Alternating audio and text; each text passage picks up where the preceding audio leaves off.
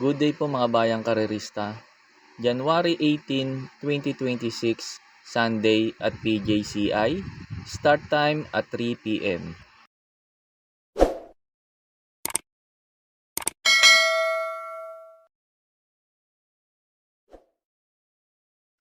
Start na po tayo. Race number 1 na start po ng winner take all. Distance 1,300 meters.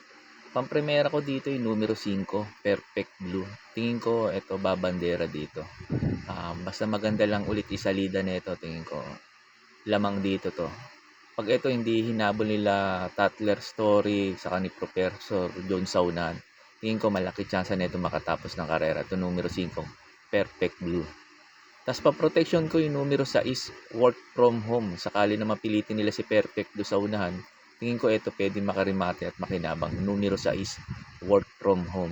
Kaya po sa race number 1, pampremera ko po numero 5, Perfect Blue. Second choice ko po numero 6, Work From Home. Sa race number 2 na po tayo, start po ng pick 6, distance 1,300 meters. Numero 3, every 4 years, ito para po sa akin dito sa race number 2, susuluin ko na po ito. Hindi niya grupo to eh. Ang kagrupo nito sila Ace of Diamond, Sherbet Fountain, Birthstone. Kumpara dito sa kalaban niya ngayon na medyo mababa. Tingin ko lamang po dito to numero 3 every 4 years. Kung may tatalo man o pag hindi maganda tinakbo ni every 4 years, tingin ko ang tatalo yung numero 1 na rin Catral. Pero tingin ko lamang dito to numero 3 every 4 years. Pagkatapos nga pala ng info ko dito sa race number 2, in-upload ko po yung last run nito ni every 4 years. Kung saan siya sumigunda doon kay Ace of Diamond, para magkaroon po kayo ng idea kung sosoloyin nyo po ba o magpo-protection pa kayo. Kaya po sa race number 2, itong numero 3 every 4 years, para po sa akin, sosoloyin ko na po. There. Up and racing now. Sherbet Fountain looking for the lead, but here comes Ace of Diamonds now by the outside every 4 years. Around the outside now is Iridizen out of straight day trouble. The fast stopping Ace of Diamonds leads by Sam Tulangs, followed by Sherbet Fountain. Iridizen every 4 years, and done for the inside now is Counter Attack.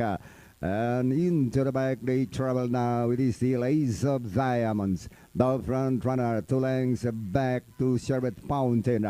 And as they settle now, it is still Ace of Diamonds. They are lengthening up the Sherbet Fountain. 2 lengths for the back now in third is every 4 years, then followed by Iridizen. Here comes in yellow colors, that's Birchstone.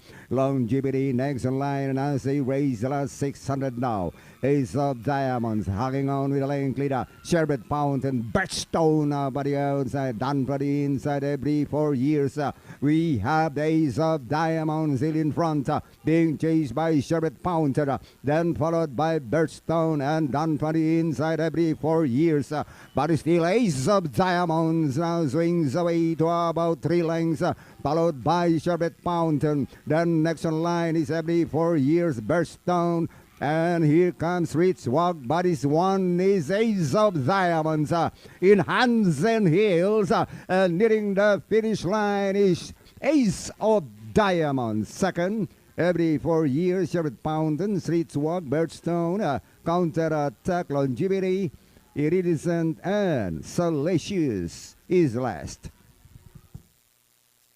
And there you have it, racing fans. The 12, the Pasay City, the Travel City Grand Cup, belongs to entry number 4, Ace of Diamonds. Another JV Hernandez, owned by Vice Gov Leonardo Sandy Javier Jr. and trained by Edgardo Lumpay. 4539, unofficial order of arrival here in race number 11. Let's go ahead and... Sa race number 3 na po tayo, start po ng pick 5, distance 1,300 meters. Pampremera ko dito yung couple entering numero 4, Counter Attack sa Kapor, Charge the Castle. Tingin ko to si Counter Attack, mag-aabang lang to, tapos biglang magre-remate ito dito. Tapos yung couple entry na itong 4A, tingin ko baka piliting habulin si Calculus sa unan. Yun ang tingin kong magiging takbo na itong couple entry na ito. Tapos yung second choice ko, numero 9, Calculus. hanggang ng peso 53.5, tapos yung pwesto niya pa last to enter, tingin ko baka iuna na kagad to ni AB Serious. Pag ito nauna at hindi kagad nila hinabol sa unahan, tingin ko malaki chance na ito makatapos ng karera. Itong numero 9, Calculus. Tapos third choice ko yung numero 7, Dream Girl. Ito maganda tinakbo lasaran nito, baka makaulit ng panalo to. Itong numero 7, yung Dream Girl dito. Kaya po sa race number 3, pang-primera ko po yung couple entering numero 4, Counter Attack. 4A, Charge the Castle. Tapos second choice ko numero 9, Calculus. Tapos third choice ko numero 7, Dream Girl. Sa race number 4 na po tayo, start po ng Big 4, distance 1,300 meters. Pampremera ko dito yung numero 1, Alibaba. Wala kasi ako nakikitang mabilis na pwede kagad humabol sa kanya. Pag eto napabayaan at hindi kagad hinabol nila Parade King sa unahan, tingin ko malaki chance na ito makatapos ng karera itong numero 1 Alibaba. Pag nauna pa naman to si Alibaba at walang humabol, magaling tong kabayo na to. Tapos second choice ko numero 6, Justifiably So. Ito maganda position niya last to enter. Problema lang kasi dito sa kabayo na to, naiiwan lang sa largahan. Pero tingin ko hindi maiiwan to kasi last to enter.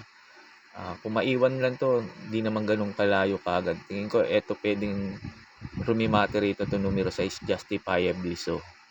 Kaya po sa race number 4, pampremera ko po numero 1, Alibaba.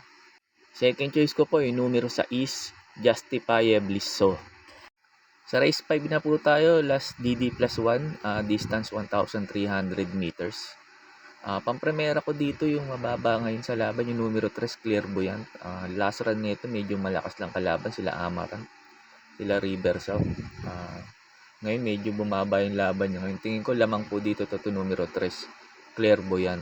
Tapos second choice ko numero 1, couple entering Misha saka One of a Kind. Ito tingin ko pwedeng tumalo kay Clairvoyant, tong kakwadra niya rin, Misha saka One of a Kind. Kaya po sa race number 5, pampremera ko po numero 3, Clairvoyant. Second choice ko po couple entering numero 1, Misha, 1A, One of a Kind. Sa race number 6 na po tayo, last double, distance 1,300 meters. Numero 6, Stolen Ola. Ito para po sa akin dito sa race number 6. Sosolohin ko na po to. Tingin ko mag-aabang lang to. Tingin ko ang babandera dito si Sprewell saka si Speedrunner. Maghabol lang kagad sa unahan. At ito si Stolen Ola, tingin ko manunood lang ng bakbakan to. O kaya pwede rin namang iuna to kasi may bilis din naman tong kabayo na to. Kaya tingin ko lamang dito to numero 6, Stolen Ola. Kaya po sa race number 6, itong numero 6, Stolen Ola, para po sa akin, sosolohin ko na po. Sa last race na po tayo, sa race number 7. Bago nga pala ako magbigay ng info ko dito sa last race, sa race number 7, makikiusap ulit po sana ako sa inyo na sana po mag-subscribe po kayo sa YouTube channel ko. At pakitap na rin po yung notification bell para updated kayo tuwing mag-upload ako ng mga infos at videos ko po dito. Arnel Racing Tips, maraming salamat po. Sa last race na po tayo, sa race number 7, dito sa last race sa paratingan, medyo magulo to. Pag may kursunada kayo dito, dagdag nyo lang po. Pampremera ko dito, numero 3, Early Bird. Tapos second choice ko, numero 7, Queen Margot. Tapos pandehado ko, numero 2, Magnum Force. Ulitin ko po pampremera ko po, numero 3, Early Bird. Second choice ko po, numero 7, Queen Margot. Pandehado ko po, third choice, yung numero 2, Magnum Force. Yun lang po, and good luck and happy racing po mga bayang karerista. Pagkatapos nito yung mga pa-shoutout nyo po. May pa-shoutout po si Sir Christian Joseph Balistoy. Pinapa-shoutout niya si Kali Gonzaga, Fernando Miguel, Miguel Dulay Ocasyon, saka 4 Matadores. Shoutout po sa inyo mga sir.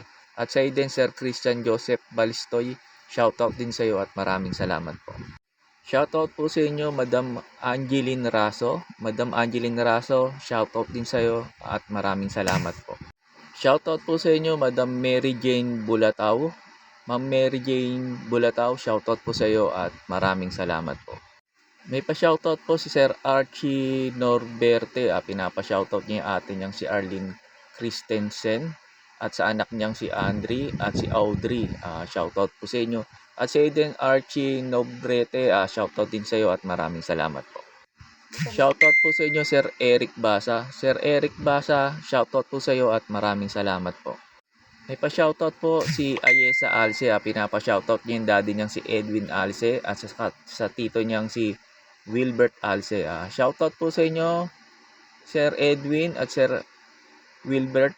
Shoutout po sa inyo at sa iyo din Ayesa Alce. Shoutout din sa iyo at maraming salamat po. May pa-shoutout po si Sir Manuel Tandes. Pinapa-shoutout niya yung pinsan niyang si former Kagawad Boyet Flores. Sir Boyet Flores at Sir Manuel Tandes, shoutout po sa inyong dalawa at maraming salamat po. Shoutout po sa inyo Sir Ramon Carpio. Sir Ramon Carpio, shoutout po sa iyo at maraming salamat po.